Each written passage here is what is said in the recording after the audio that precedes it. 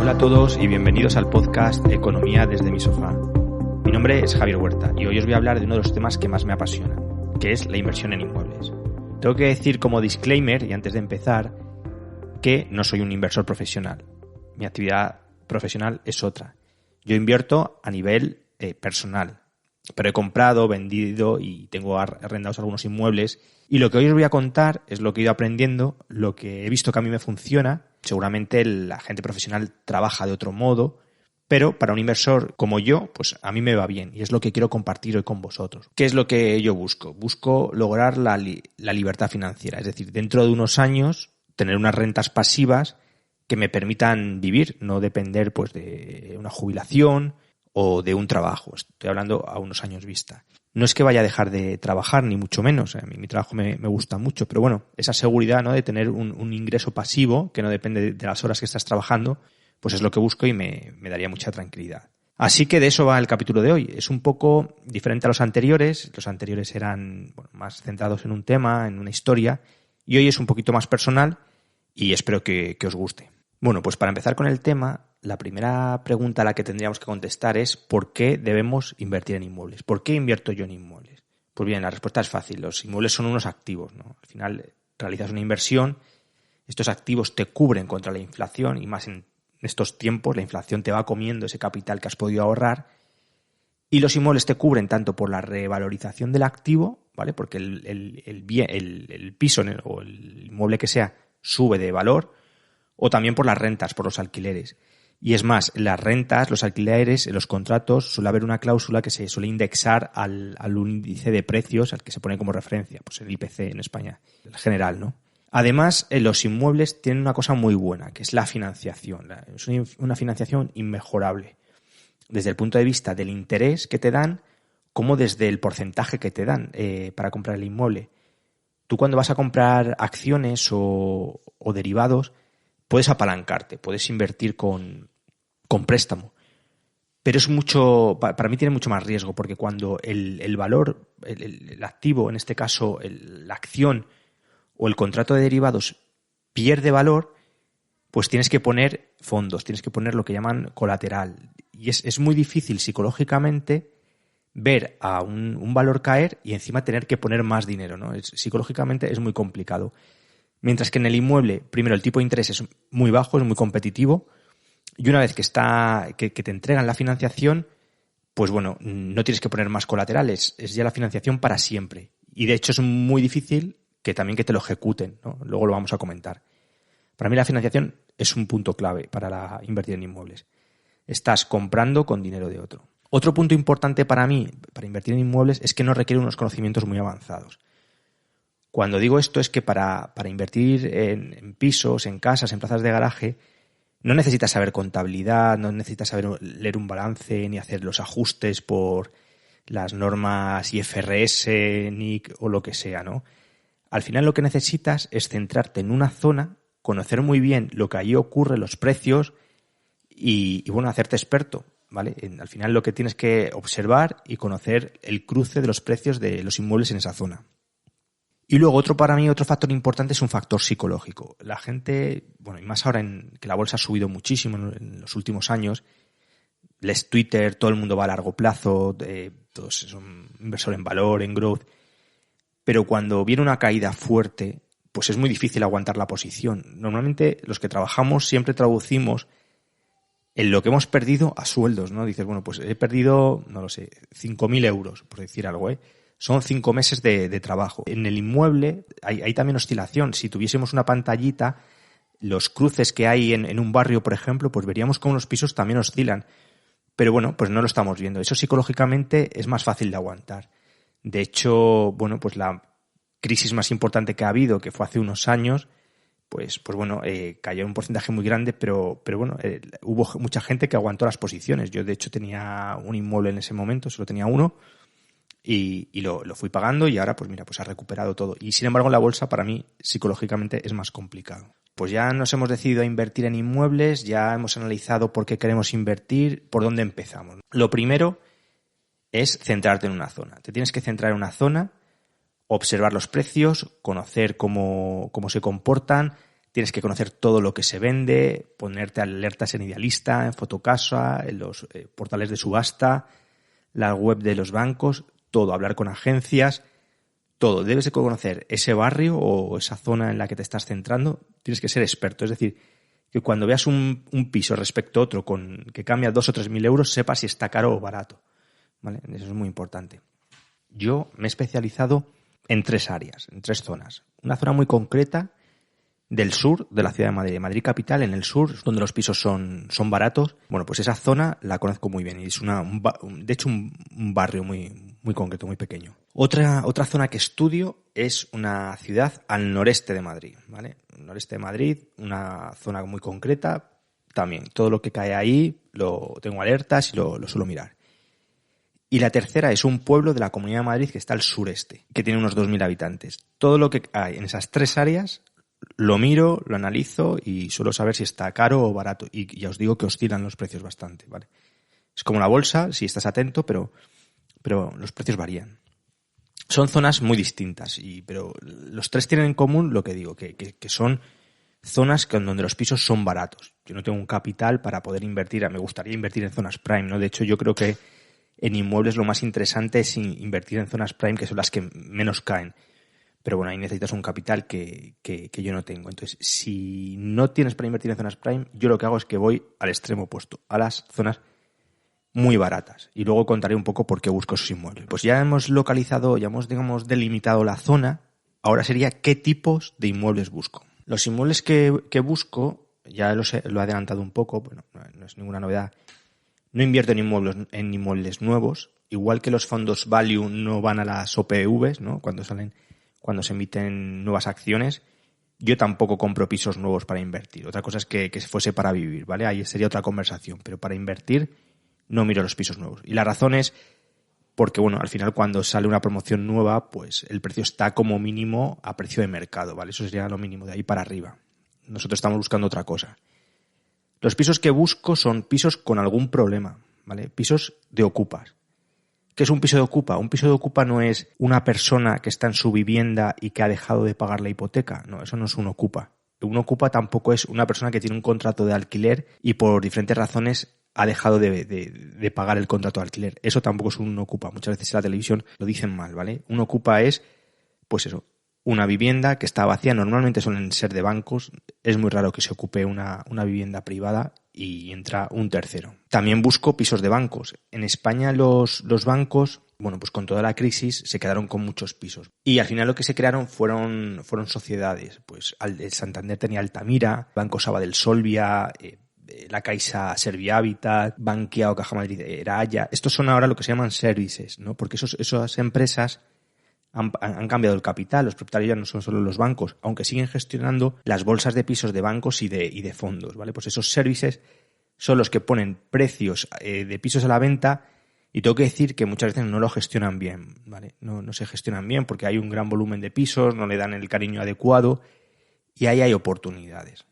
Luego comentaremos un poco. Otro tipo de pisos que buscamos, pues pisos que tengan un contrato de alquiler, que tengan un inquilino a largo plazo. Alguien vende con un inquilino, pues bueno, tiene que rebajar el precio. Cuarto tipo, pisos de subastas. Para los que no sepáis qué es una subasta, bueno, pues tú cuando firmas una hipoteca te comprometes a pagar una cuota al año al banco durante un periodo de tiempo.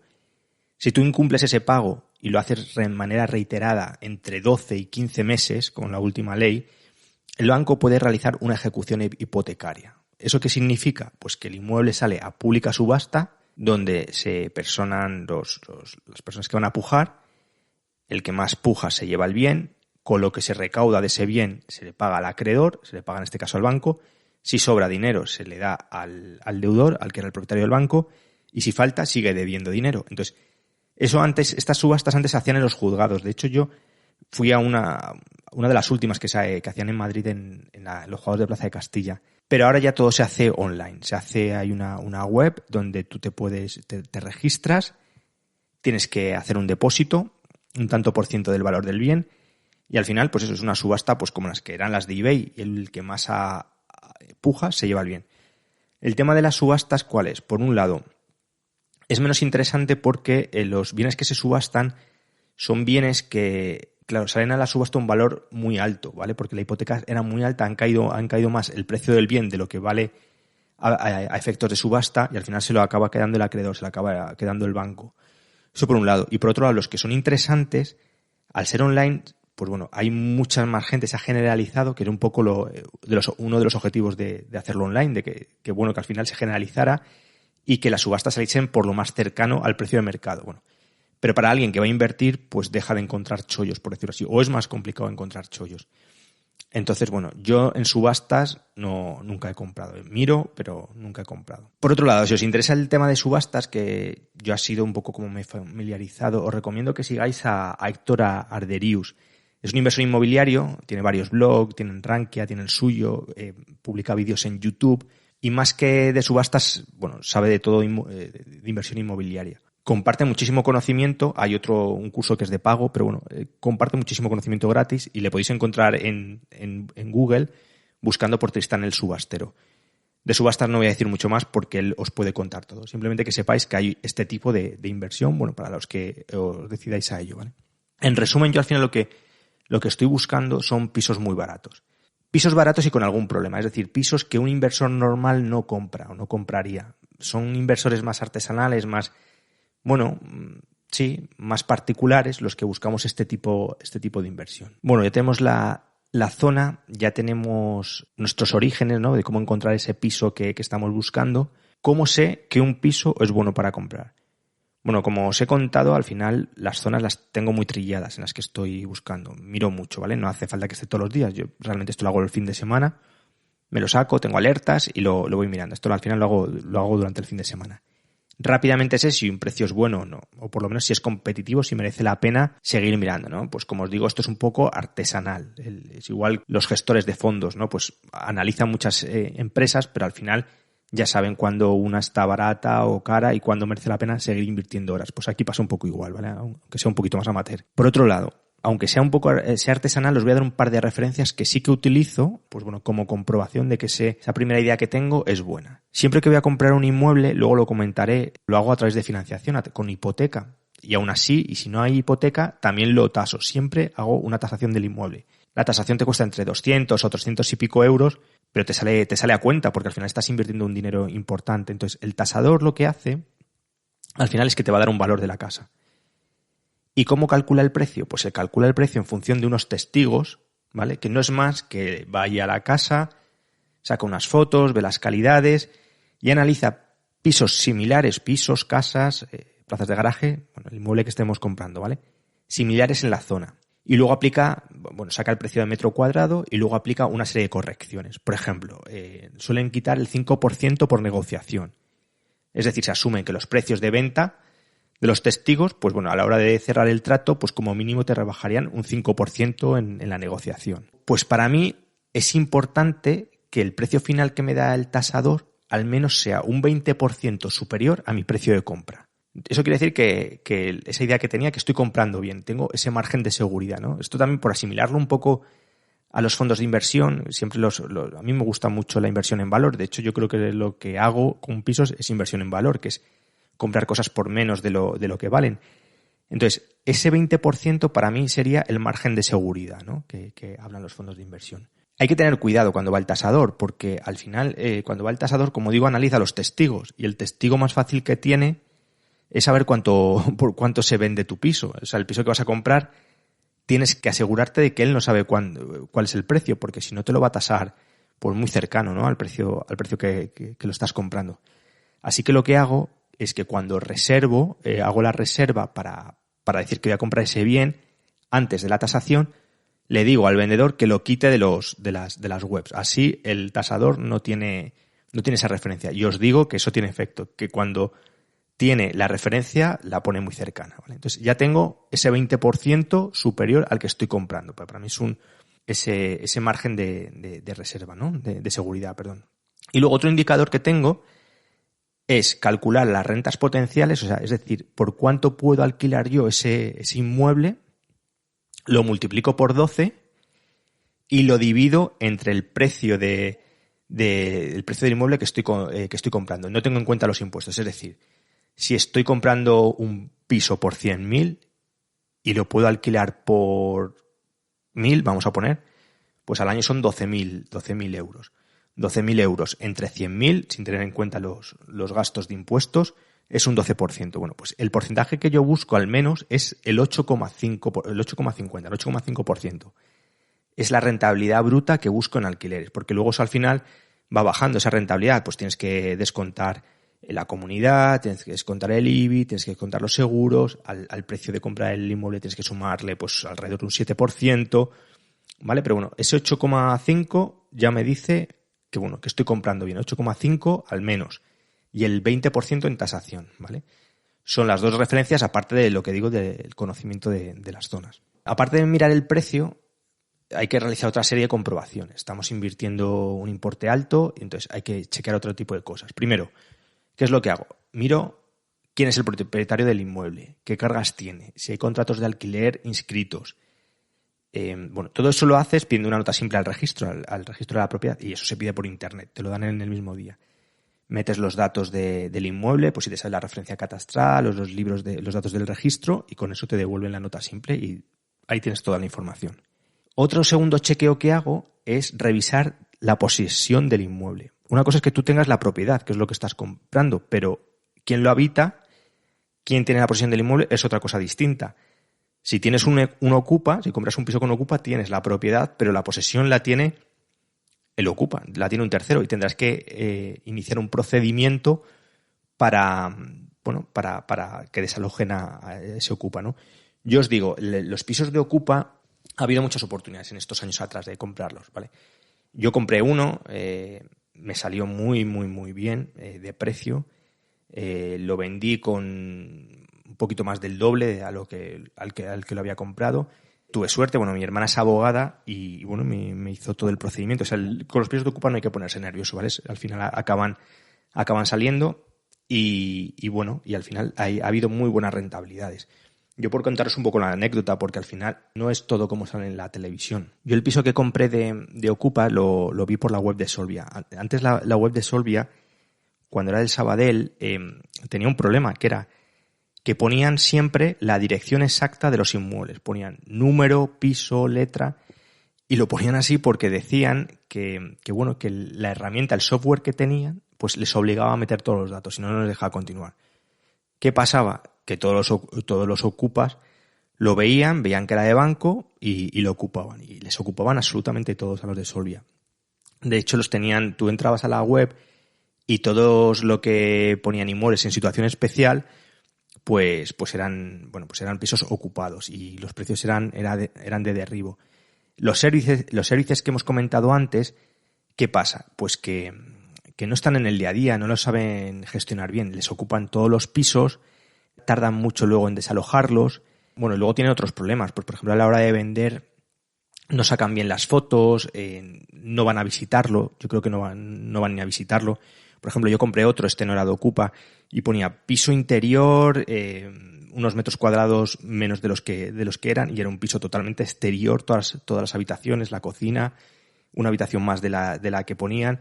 No le dan el cariño que debe tener, ¿no? Pero bueno, vuelvo un poco al tema de los ocupas. Entonces, a la Solvia le ocupaban todos y la verdad que los vendían a precios muy baratos.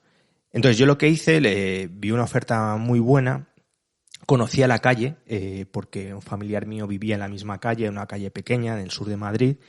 Entonces, antes de hacer una oferta, lo que hice fui a visitarlo, pedí la nota simple, todo este análisis que os he dicho, pero además fui a visitarlo. Digo, bueno, voy a ver quién vive ahí antes de meterme en líos y tampoco, oye, si hay una familia, tampoco quería, yo al final especulo con pisos, pero bueno, si hay una familia, evidentemente hubiese pasado a otro piso. Entonces fui a un domingo, me acuerdo, ¿no? Era verano. Entonces llamé, no había nadie y le dejé una nota por debajo de la puerta. Oye, por favor, llámame en relación al piso. Al día siguiente por la mañana me llamaron por teléfono y era un chico que vivía ahí en el piso. Entonces le pregunté, le dije que estaba interesado, que cuáles eran las intenciones con el piso, y él me dijo, bueno, que iba ahí unos meses, pero que bueno, que sabía que en un momento dado se tenía que ir. Yo le dije, quería llegar a un acuerdo, le dije, oye, mira, pues ¿por cuánto lo podemos arreglar? Si tú te vas a ir a otro sitio, pues bueno, los gastos, tal, y quedamos, ¿vale? Quedamos ahí no te preocupes, tú cuando firmes, tanto me pidió un dinero, no era mucho la verdad, y ya yo me voy a otro sitio. Perfecto, así que ya le hice la oferta al banco, tal, cerré, y el día que firmo la escritura me voy con las llaves, me voy para allá, llamo, y ¿cuál fue mi sorpresa? Pues que la persona con la que yo había negociado ya no era otra, le había dado el pase a otra mujer. Esto era una chica y un chico, pero bueno, salió la chica a hablar conmigo. Le había dado el pase de la ocupación, de la posesión del bien. Y esta no quería negociar. Me dijo que no tenía más pisos por el barrio y que estaba muy bien el piso y que se quería quedar. Así que imaginaros, era mi primer piso, mi primer y único, no he comprado más con Ocupa y un poco de disgusto. Al final, inicié el procedimiento. Mi hermana, como digo, es abogado, es muy buena, es especialista en temas civiles. Bueno, si la queréis consultar, se llama Mónica Huerta, tiene una web, monicahuerta.com. Entonces, con ella iniciamos todo el procedimiento y a los 9 meses, un poquito menos, fueron 6 o 7 meses, pues se produjo el desalojo. Esta persona, tranquilamente, no se puso nerviosa. Cuando llegó el equipo del juzgado, cogió, me vio y delante de todos me dio las llaves y me dijo hasta luego. No se puso para nada nerviosa. ¿Qué pasa? Luego simplemente subo al piso y lo que tenían ahí era una plantación de marihuana, que estaban enganchados a la luz, al agua, y era una pareja que se dedicaba a eso, a plantación de marihuana y a venderlo. O sea que nada de familias desprotegidas, ¿no? De hecho, iban con un buen fajo de billetes cuando sacaron las llaves. La verdad que yo creo que ha habido muchas buenas posibilidades en pisos ocupados, ¿vale? Si al final tienes paciencia y sabes hacer el procedimiento, pues te puedes llevar una buena rentabilidad.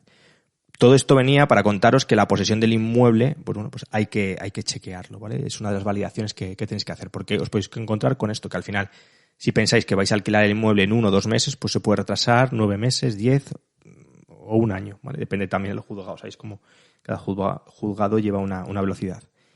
Otro tema que hay que chequear y hay que revisar el estado de la comunidad. Yo, ¿qué es lo que hago? Pues ver si hay vecinos que no pagan, si es una comunidad. Hay comunidades que tienen caja neta y tienen una pasta. Eso también me ha pasado. Es decir, que al final, pues si tú lo repartes entre un número de vecinos, tienes ahí un dinero. Ver si hay derramas, ¿vale? Al final, para esto lo mejor es localizar al administrador y, si tenéis la suerte de que os cuenten, pues fenomenal. Una cosa que la gente no sabe es que las derramas, si ya están aprobadas en junta, el que tiene que pagarlas es el vendedor, ¿vale? Entonces, eso tener cuidado también si lo vais a vender. Todos estos temas que hemos ido comentando son comprobaciones que tenemos que hacer antes de comprar el inmueble, ¿no? Es muy importante hacernos un pequeño checklist o una lista de cosas que hay que ver. Pero se supone que ya hemos visto el inmueble, lo tenemos analizado y al final decidimos comprarlo. ¿Qué hacemos? ¿Lo pagamos a tocateja? ¿Lo pagamos en cash si tenemos ese dinero o con financiación? Yo os diré que siempre compro con financiación, con hipoteca y además pido el máximo. Es decir, compro apalancado. ¿La razón? Pues la razón es muy fácil, que las condiciones de financiación para un bien inmueble, una hipoteca, son muy buenas. No son las mismas que si te vas a comprar un coche o si es un crédito personal. Actualmente ahí se están firmando hipotecas. Yo he firmado una al 0,74% a tipo de interés fijo. Un porcentaje, un tipo muy barato si comparas con otras fuentes de financiación. Si vais a pedir hipoteca, la operación hay que prepararla antes, ¿vale? Hay que hacerla con un poquito de antelación. Lo primero que deberéis hacer es pedir la CIRBE. La CIRBE es un informe en la Central de Información de Riesgos del Banco de España, donde van a aparecer todas las deudas que tenéis con entidades financieras. Ya estéis como titular, como avalista, aparecen los tipos, si eres titular o avalista lo va reflejando. Si son con tarjetas de crédito, ahí van a aparecer esas deudas con entidades de crédito que superen los 6.000 euros. Que superen, por ejemplo, si tienes 2 préstamos de 3.500 euros con ING, se suman, como superan los 6.000 euros, van a aparecer. Yo es lo que os recomiendo, y esto los bancos, este informe, lo piden siempre. De hecho, creo que están obligados. Así que lo mejor es que vosotros os adelantéis, lo pidáis y sepáis qué información va a leer el banco. Pues prepararos. Si tenéis que pedir un crédito antes de la hipoteca porque lo necesitáis por cualquier cosa, pues no pidáis 7.000 euros al mismo banco. Igual te merece la pena fraccionarlo en 2 de 3.500 para así no consumir CIRBE, ¿vale? Eso es importante. Otra cosa importante, otro truco, ¿vale? Es que la CIRBE tarda en aparecer. Es decir, no es inmediato. Si tú pides un préstamo hoy, depende, ¿vale? Pero suele tardar un mes en aparecer, o por lo menos 20 o 25 días. Esos préstamos no aparecen cuando vayan a pedir el informe para la hipoteca, cuando lo pida el banco. Eso también tenerlo en cuenta. Otro tema que hay que tener en cuenta cuando pides la hipoteca es asegurarte que no has tenido incidencia, si tienes préstamos, ya no has tenido incidencia en el pago. Es decir, la entidad financiera que te va a conceder la hipoteca, pues bueno, quiere asegurarse tu capacidad de pago. Entonces te va a pedir al menos los últimos 3 recibos de tu préstamo. Bueno, pues no vayas a pedir la hipoteca si has tenido alguna incidencia o te has retrasado pues los 3 meses anteriores, ¿vale? Por eso digo que hay que planificarlo un poco. Otro punto importante es aumentar lo posible la renta neta, en el caso de que vayamos justo. Es decir, si tienes una nómina, hay que tratar de aumentar lo que cobras en neto lo máximo posible, porque eso es lo que el banco va a tener en cuenta. Una cosa que no he dicho sobre las hipotecas es que normalmente el banco te financia, ¿vale? Lo general es el 80% del valor de compra o del valor de tasación, el menor de los dos. Pero esta regla se salta. Ya estáis viendo, por ejemplo, en ING te llegan hasta el 90% de la tasación. Habéis visto otros bancos que para gente más joven les financian hasta el 95%. O sea, esa parte del 80% los bancos son flexibles. Pero de lo que no son flexibles es que te van a conceder la hipoteca siempre y cuando la cuota salga como máximo 1/3 de tu renta disponible. Es decir, si tú cobras 3.000 euros, por poner un número redondo, solo te van a dar como máximo una hipoteca que la cuota salga 1.000 euros al mes, ¿vale? ¿Por qué? Porque tienen estudios que eso al final, si superan esa cifra, va a haber impagos. Entonces, lo que hace el banco es que suma, si sois una pareja, un matrimonio, pues suma las 2 rentas. Sobre esas 2 rentas, 1/3 es lo máximo que te concede. ¿Qué pasa? Que ellos toman también normalmente el salario neto que te aparece durante el mes. Es decir, si tú tienes 14 pagas, pues que estás cobrando menos al mes, pues te está perjudicando porque tu salario neto no les importan las pagas, por decirlo así. Si tienes un bonus, tampoco le va a importar. Entonces, otra forma de prepararlo es, si tú le puedes decir a tu empresa, a tu empleador, que te prorratee de las 14 pagas en 12, te va a aumentar el salario neto y eso te va a favorecer, te vas a poder pedir más financiación al banco. También, por ejemplo, hay veces que en las nóminas tenemos retribución en especie, ticket restaurant o coche, etcétera, que nos lo quitan de nuestro fijo porque es porque nos viene bien fiscalmente.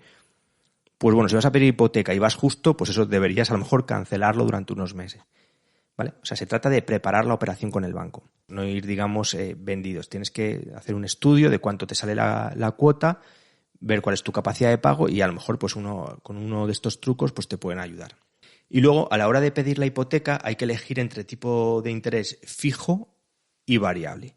¿Yo qué hago, vale? Es cierto que con el actual precio del Euribor, pues es que al tipo de interés variable te sale gratis casi endeudarte, no pagas intereses. Pero yo prefiero contratarlo a tipo fijo, porque como digo, los tipos fijos también están muy bajos. Me quedo tranquilo, sé cuál va a ser la cuota que voy a pagar durante todo el contrato de la hipoteca, y si sé también cuál es el alquiler que voy a poder cobrar, pues bueno, si al final con el alquiler puedo pagar la hipoteca e incluso gastos de comunidad, etcétera, pues bueno, aunque me estén cobrando intereses, me compensa porque sé que eso no va a variar, ¿vale? Entonces yo la verdad que suelo coger tipo fijo, más a los precios actuales. ¿Qué más cosas hay que tener en cuenta? Bueno, cuando pides una hipoteca es el tema de las vinculaciones. Bueno, no solo es el tipo, sino muchas veces son las vinculaciones. Las vinculaciones es que los bancos te dan un tipo de interés menor para vincularte con ellos. Te cobran un seguro de hogar, un seguro de vida, te obligan a tener la nómina. Bueno, hay muchas veces te piden a lo mejor tener fondos de inversión con ellos, etcétera. Realmente el único producto obligatorio es el seguro de hogar, ¿vale? El seguro de vida no es obligatorio, por ejemplo. Entonces, bueno, esas cosas hay que tener en cuenta. Al final, el indicador más importante para comparar entre bancos es la TAE. La TAE tiene este tipo de cosas en cuenta y la TAE sería el tipo que tendríais que ver para comparar ofertas de banco, ¿vale? Esto sería en cuanto a la financiación del inmueble. Por último, ya lo hemos comprado, ¿qué nos quedaría?